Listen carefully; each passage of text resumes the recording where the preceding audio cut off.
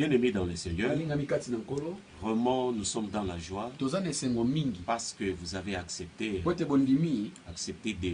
nous recevoir au travers de votre téléphone et suivre le message, soit au travers votre téléviseur et suivre ce message. Vraiment, nous sommes dans la joie. La fois passée, vous avez suivi un message et vous avez été édifiés. Et nous avions parlé sur la prostitution. Alors aujourd'hui, le Seigneur nous a mis à cœur de parler sur un autre thème intitulé les conséquences de l'iniquité.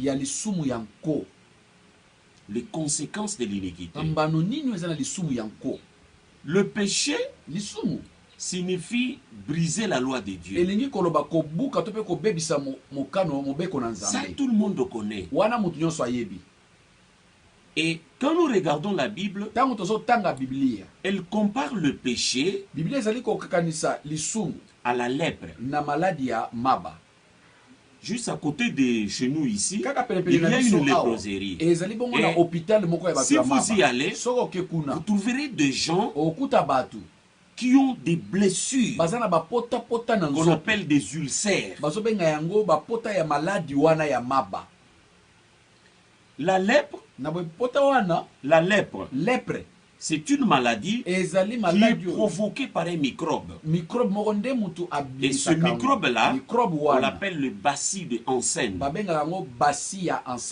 Ce bacille-là, quand il entre dans les corps, il détruit, il a la capacité de détruire le système nerveux. Les nerfs.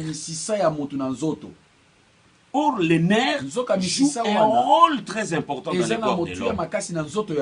La sensibilité. Et ça nous avertit. Les nerfs là que vous voyez. Maintenant, ce bacille là de la lèpre, il inhibe ce système-là. Donc, vous devenez comme quelqu'un qui a perdu la sensibilité dans certaines parties de son corps. Donc, un lépreux peut marcher sur un clou, sur un morceau de verre, se blesser et sans se rendre compte. Et il va faire des semaines et des semaines avec cette plaie-là. Et cette plaie va s'infecter et se transformer en ulcère. Bien-aimé, c'est terrible la lèpre. Et la lèpre est capable de vous couper même l'oreille ici. Vous trouverez là-bas les gens avec une partie de nez coupée comme ça.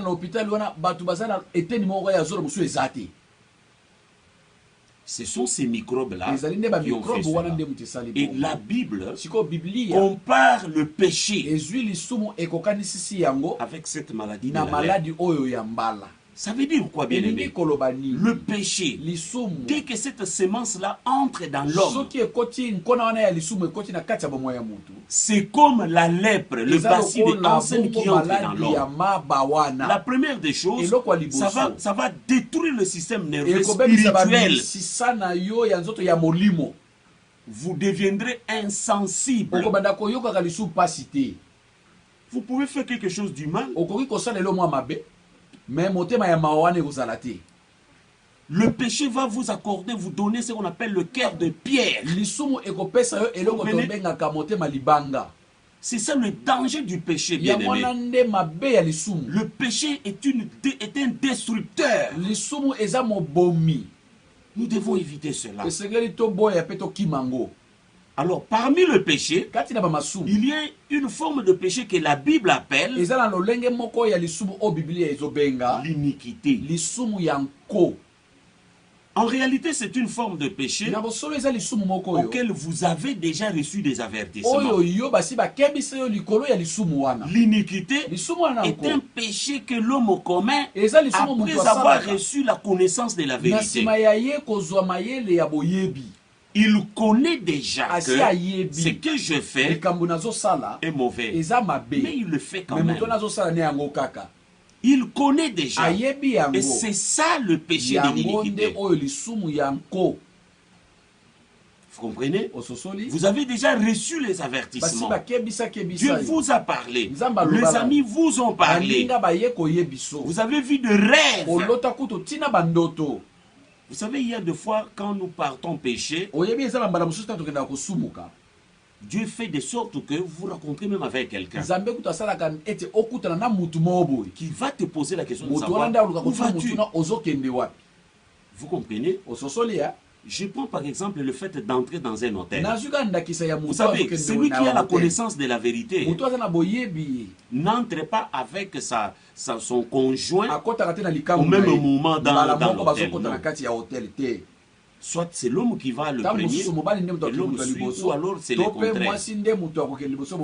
Qu'est-ce qui fait cela? C'est la connaissance de la vérité. C'est-à-dire que ce sont des gens qui savent que ce que nous faisons là n'est pas correct. Évitez, frères, sœurs, tous les lieux où tu sais que Jésus ne va pas vous accompagner.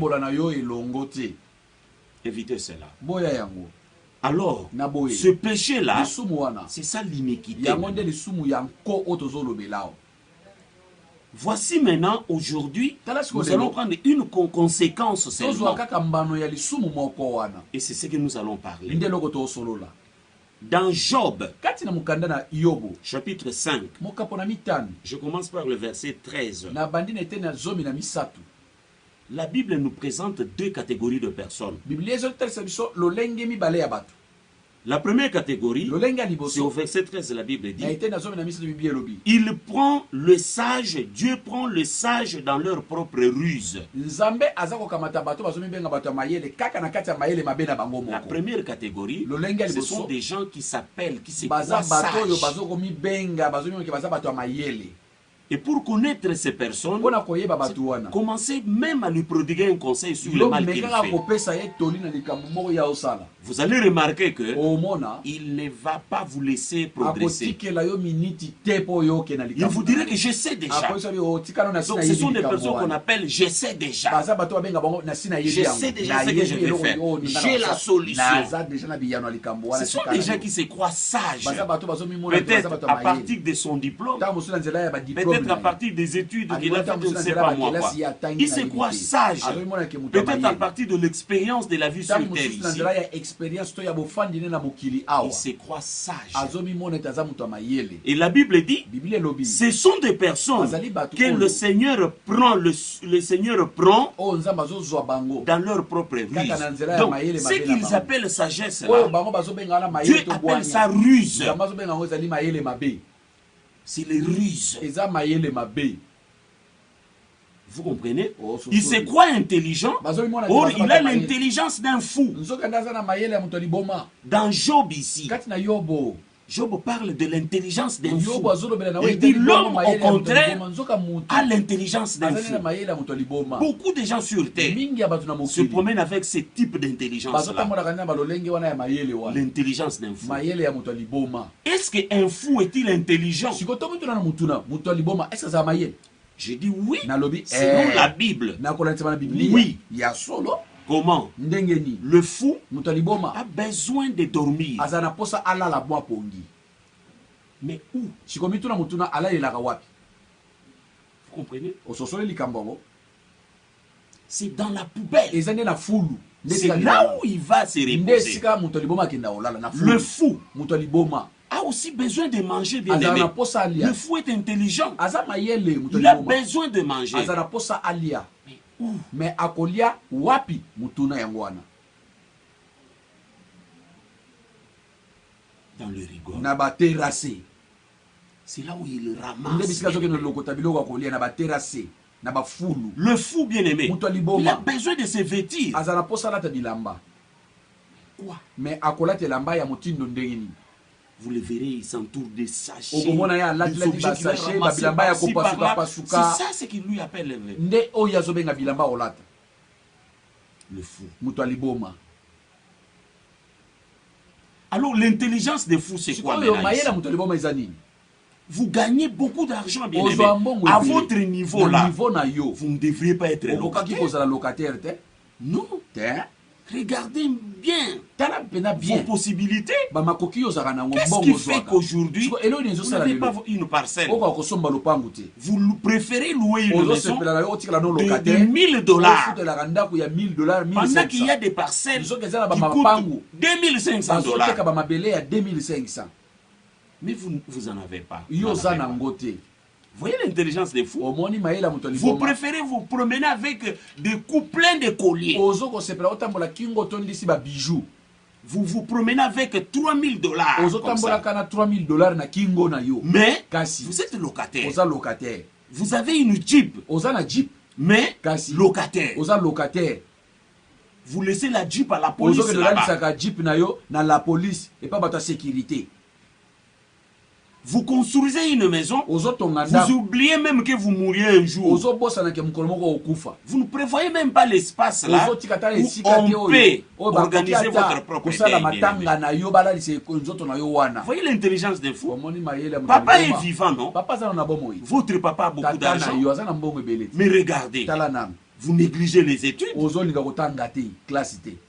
Vous préférez courir derrière les filles, courir derrière les petits garçons là. Et c'est ça la vie que vous préférez. Vous voyez l'intelligence des fous? Vous voyez l'intelligence des fous? Comment ça vous caractérise, bien aimé? Vous avez l'argent, mais vous perdez votre argent comme ça, bien aimé. Et regardez là où vous passez la nuit. Vous voyez l'intelligence des fous? Vous voyez cela? Donc ces gens-là, le Seigneur dit, il va les prendre dans leur propre ruse là. C'est votre propre ruse là. Le Seigneur va utiliser cela pour vous prendre. Parce que vous ne voulez pas écouter la sagesse.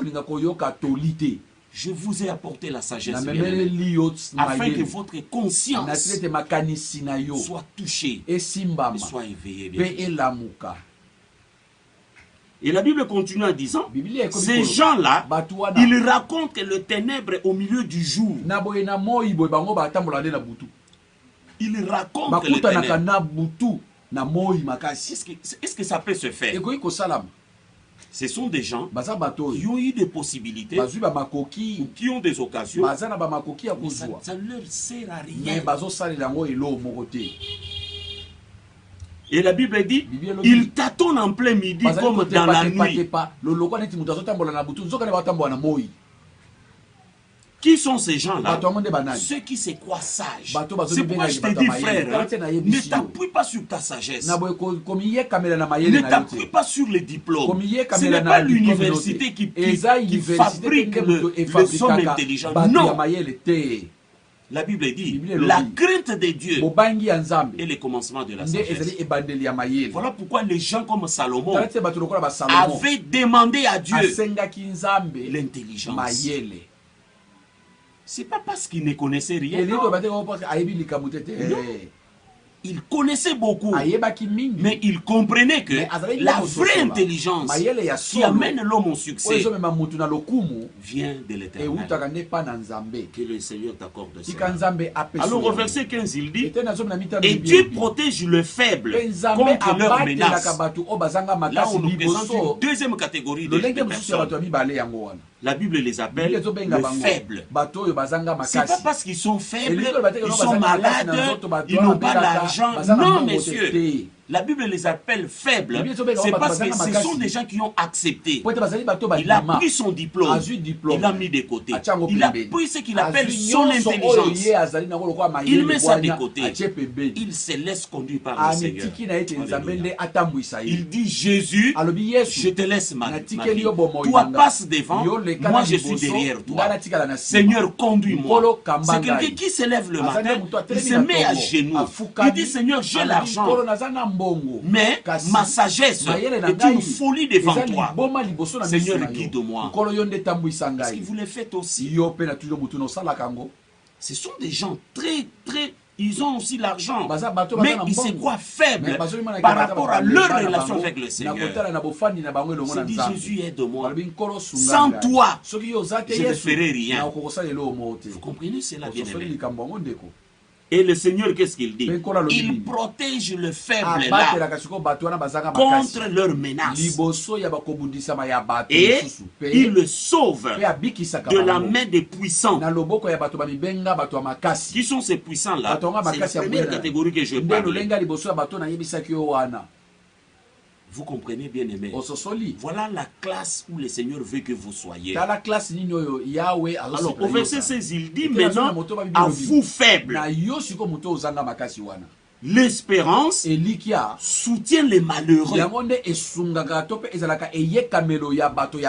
Papa, maman, ça peut se faire que vous perdiez votre mari. Vous perdiez votre emploi. Oh, mon frère, il peut se faire que vous perdiez le parent. Et que vous êtes dans cette condition de malheur ici. Et qu'au moment où je prêche là, il y a un malheur qui vous frappe maintenant.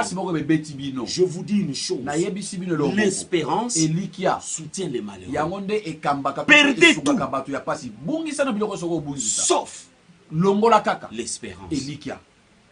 C'est pourquoi nous disons en swahili que usikate tamaa, c'est-à-dire ne perdez pas l'espoir. Ne perdez pas l'espoir. Usikate tamaa, ne perdez pas l'espoir.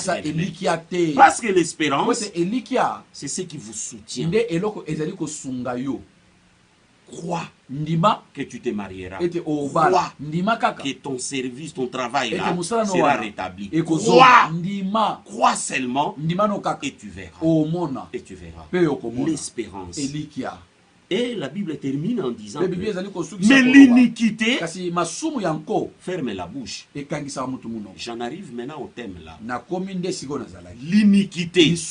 Nous avions parlé là. Ça ferme la bouche. Bien aimé. Quel péché unique que tu es en train de faire? On vous a averti. Votre femme vous a averti. Votre mari vous a averti. Vos enfants, les amis. Et moi, le Seigneur m'utilise maintenant pour t'avertir. Frère, sœur, arrête avec ce péché. Tu as vu combien de songes, combien de messages que tu as reçus, mais tu continues toujours à le faire. Frère, l'iniquité, ma soeur, l'iniquité, ferme la bouche. Tu vois l'impudicité que tu es en train de faire, ça te fermera la bouche. Tu te retrouveras le matin avec la grossesse. Ce sera fini pour toi. Un matin, tu te réveilleras malade, atteint de sida. Atteint du sida. Qu'est-ce que tu vas faire? Qu'est-ce que tu vas faire? Un matin, tu vas te réveiller. Je ne sais pas moi. Tu vois le chanvre là. Mon frère, ma soeur. Tu vois les indicas là. Les boissons là. Des choses là. Ma fille, tu t'es spécialisée en boissons alcooliques. Attention, attention. Le péché de l'iniquité fait fermer la bouche. Un matin, tu auras ta bouche fermée, close. Et tu manqueras à dire. Voilà pourquoi ton Dieu veut que tu sois sauvé. La bonne nouvelle pour toi, Jésus était mort à la croix. Il t'appelle. Venez, vous tous qui êtes fatigués, qui portez le fardeau, vous aurez le repos. Venez à moi. Jésus tente ses mains. Il te dit, mon fils, arrête. Viens avant que le péché te ridiculise et te ferme la bouche. Je vais prier pour toi. Si ce message t'a touché, ce que tu peux faire, inclinez-vous là où vous êtes et je vais prier. Seigneur, mon frère, ma soeur, qui a écouté ce message, il a cru et il s'est dit à son cœur, non, non, non, j'arrête avant que le péché ne puisse me fermer la bouche. Et cette bouche-là n'appartient pas au péché. C'est ta bouche à toi. Mais pourquoi tu laisses que le péché puisse te fermer la bouche là? Non. Voilà pourquoi, Seigneur, il s'est mis à genoux et il s'est repenti devant toi. Accorde-lui la grâce de revenir à toi, la puissance de revenir à toi. Je le crois dans le nom de Jésus-Christ. Mon frère, ma soeur, si vous voulez nous contacter, voici notre numéro de téléphone. Juste après ce message, tout va s'afficher. Que le Seigneur vous bénisse.